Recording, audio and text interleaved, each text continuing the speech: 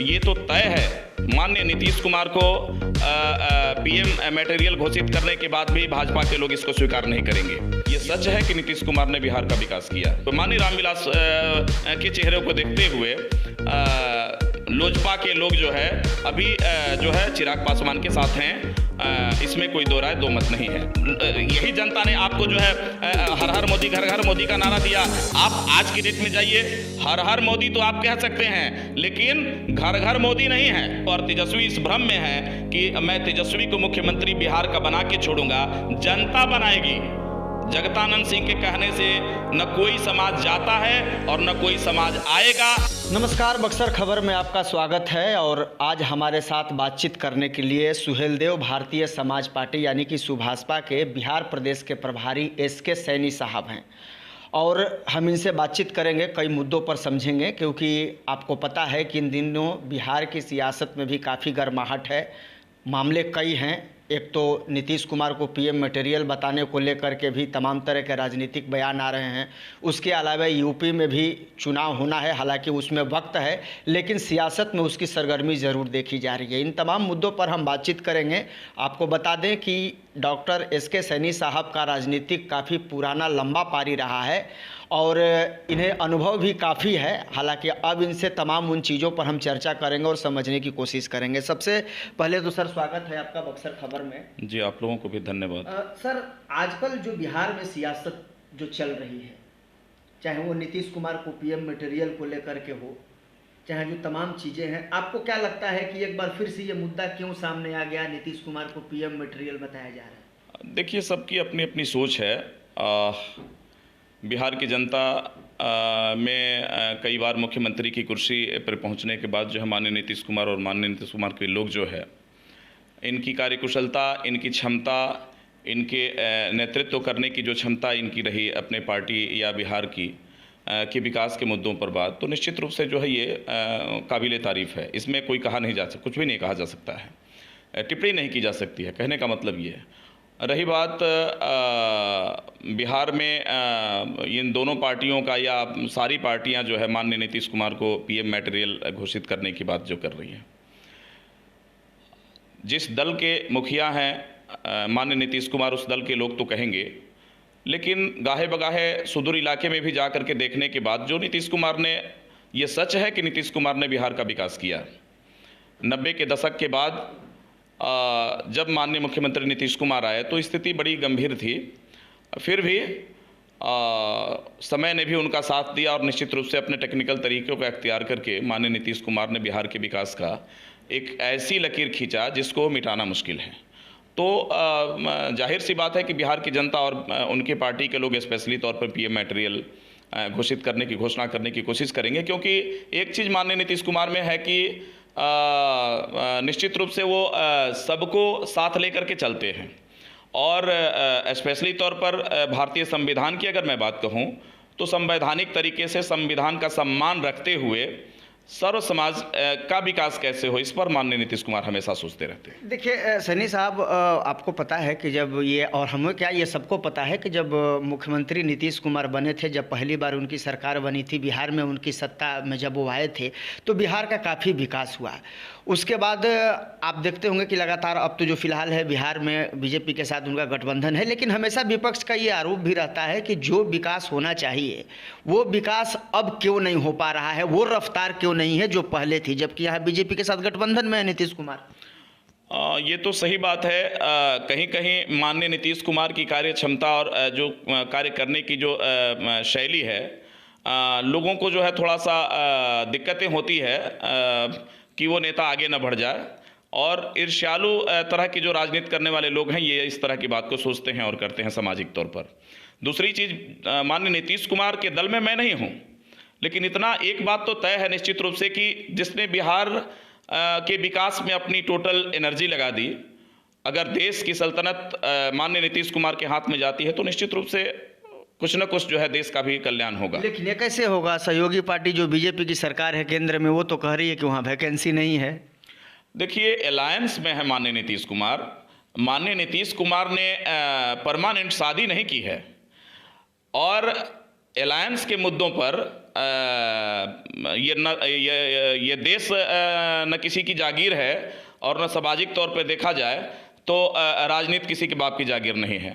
अब रही बात कि भाजपा के लोगों के साथ उनका जो है समन्वय है, उनका बरसों का संबंध रहा है और हर लोग चाहते हैं निश्चित रूप से कि हम ही जो है पीएम की कुर्सी और इस देश की जो सर्वोच्च कुर्सी है उसको अपनाने की कोशिश करें और करते हैं। लेकिन ये जो आरोप लगते हैं कि मुख्यमंत्री नीतीश कुमार मजबूर हैं, बीजेपी के साथ हैं, गठबंधन में हैं, लेकिन बावजूद उसके वो मजबूरी के सीएम हैं, क्या लगता है इसके पीछे? नहीं, देखिए, सबसे बड़ी बात ये है, माननीय नीतीश कुमार मजबूरी के सीएम केवल भाजपा वालों के साथ है। ये बात मजबूरी में सीएम सिर्फ इसलिए है क्योंकि माननीय नीतीश कुमार अगर भाजपा को छोड़ें तो माननीय नीतीश कुमार के ही जैसे जो इस बार विधानसभा के चुनाव में हुआ, तीसरे नंबर की पार्टी में भाजपा भी चली आएगी। केंद्र की सत्ता में माननीय श्री मोदी जब से आए, इस देश में जो संवैधानिक तरीके से जो भारतीय संविधान है उसको तार तार करने के साथ साथ देश की जो संपदा है,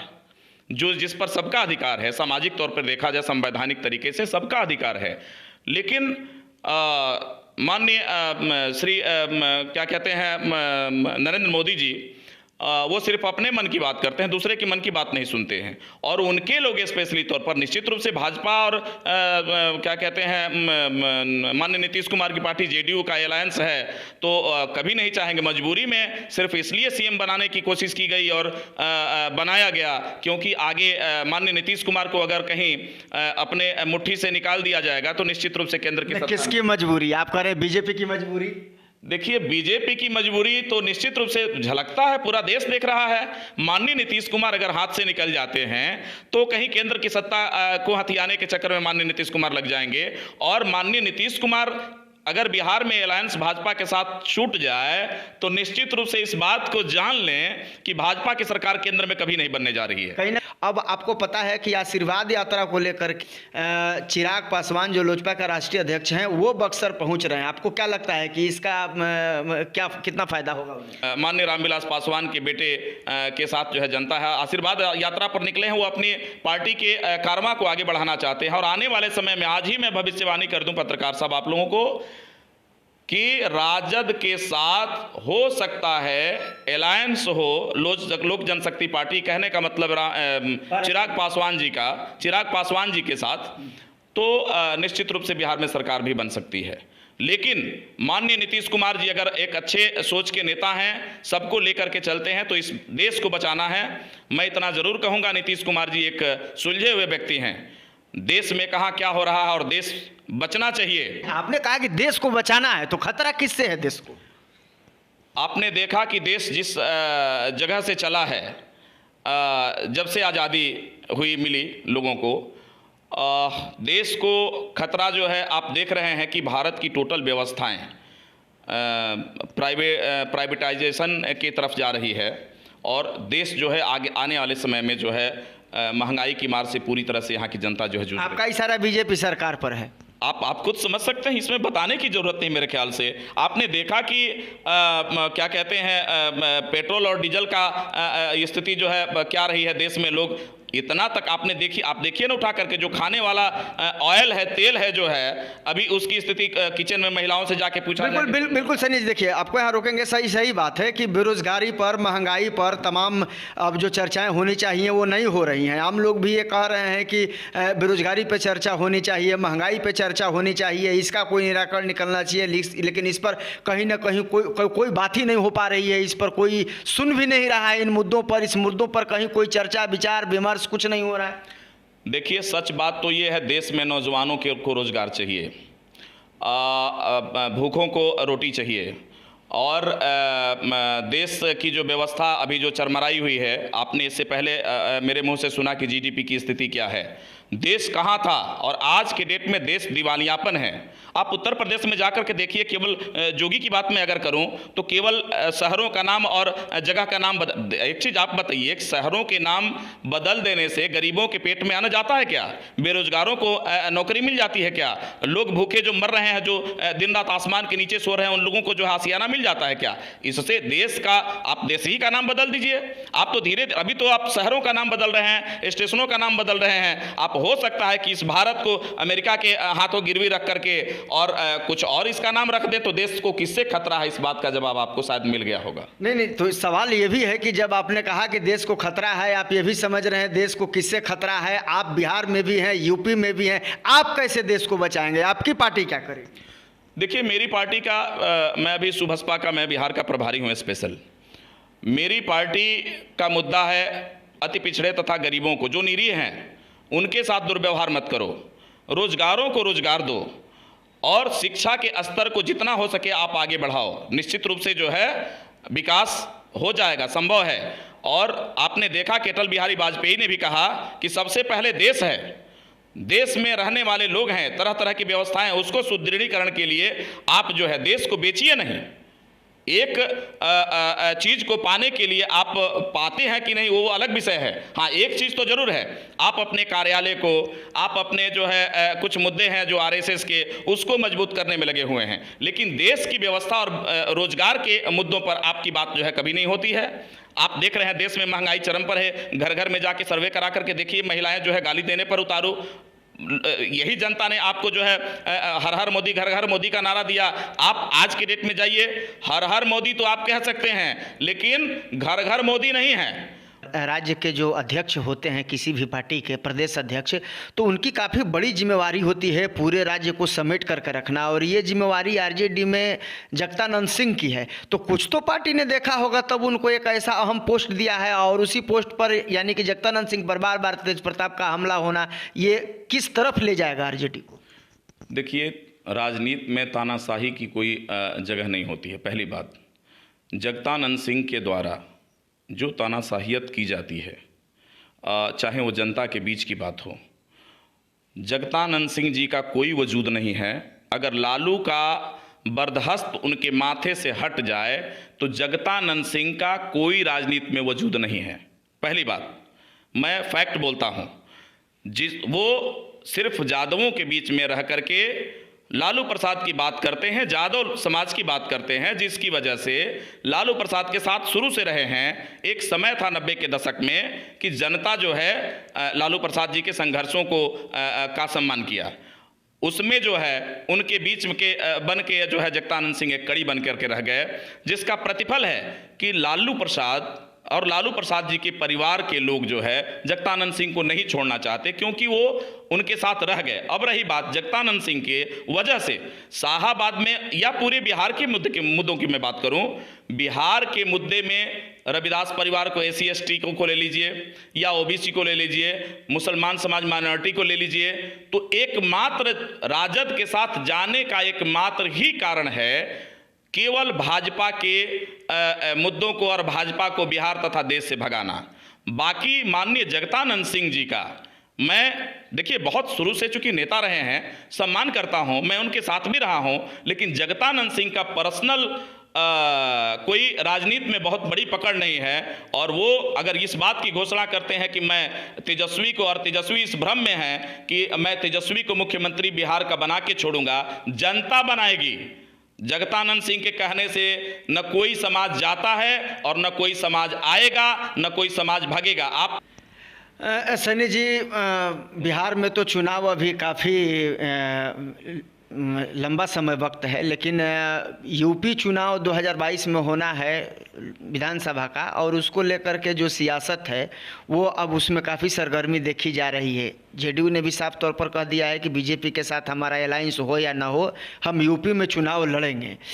आप भी चूँकि बिहार में भी हैं, यूपी में भी हैं, आप अपने आप को कहाँ पाते हैं, और आपको क्या लगता है कि चूँकि पहले तो आप लोगों ने काफ़ी अच्छा किया था, आपके राष्ट्रीय अध्यक्ष योगी जी के सरकार में भी थे, लेकिन अब तो बन नहीं रही है, किसी बात को लेकर के टनाटनी हुई, उसके बाद आप लोग अलग हो गए, तो अब आप लोगों की क्या लगता है कि आप लोग किस स्थिति में हैं और अब क्या कर पाएंगे इस बार? देखिए, उत्तर प्रदेश में योगी की सरकार जा रही है, ये तो तय है। वहाँ पे जनता के बीच एक संदेश है ठाकुरवाद, और कुछ जो चुनिंदा ब्राह्मणों की जो हत्या उत्तर प्रदेश में हुई, निश्चित रूप से भाजपा की सरकार से लोगों का मोहभंग हो गया है। और मोदी के बाद जोगी को देश की जनता जो है जानने की कोशिश की, लेकिन जोगी ने विकास न कर करके वहाँ के जो स्पेशली मुद्दे हैं, बेरोजगारी का, क्या कहते हैं समानता का अधिकार देने का, माननीय जोगी ने इस बात को कहीं से भी उसको धरातल पे लाने का प्रयास नहीं किया। उन्होंने सिर्फ एक ही चीज़ धरातल पर लाने का प्रयास किया कि क्या कहते हैं उत्तर प्रदेश में जो है शहरों का नाम बदल दीजिए। हमारे माननीय राष्ट्रीय अध्यक्ष वो एक उत्तर प्रदेश की राजनीति की एक धुरी और हिस्से बन चुके हैं। बहन कुमारी मायावती थोड़ा सा अपना स्वाभिमान अगर मोरल नीचे करती हैं तो हिस्सेदारी की बात में अगर देखा जाए, माननीय ओम प्रकाश राजभर और अति पिछड़ों के साथ उनका अगर ये होता है तो निश्चित रूप से अति पिछड़ा पूरी तरह से मूव करके जो है बहन कुमारी मायावती को, आपका भी गठबंधन उनके साथ हो जाएगा।